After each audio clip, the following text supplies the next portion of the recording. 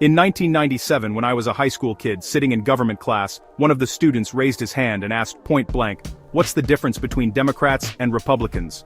The teacher's response was, "Democrats care about others, and Republicans care only about themselves." That's what he said, word for word. So naturally, I thought, oh, I am a liberal, because I care about others. So I started attending group meetings held by liberals at the school, such as race awareness class, and so on.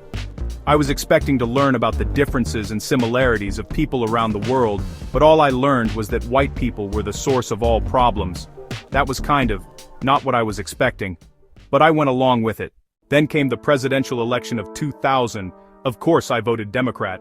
George W. Bush won the race that year, and war followed. This was not the kind of war that we are in currently, which is justified. This was a war that the US started for no reason, in Afghanistan, then in Iraq. Then, in 2004, I took an economics course while in college, and my perspective changed.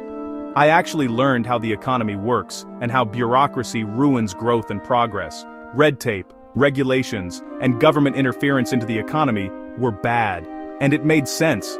After all, how can a bureaucrat in DC know how to spend my money better than I do? So during the next presidential election, I didn't vote for the Democrats or the Republicans. Instead, I wrote in the Libertarian's name, Ron Paul.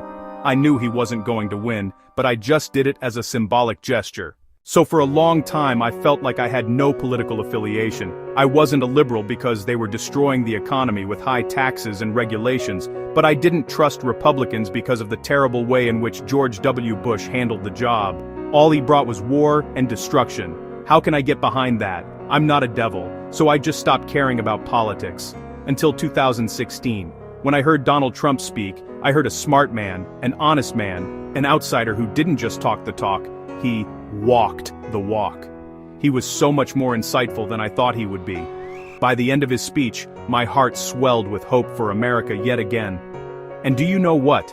Everything he said was right. About the media, about the Democrats, even about the Republicans. So now I'm MAGA.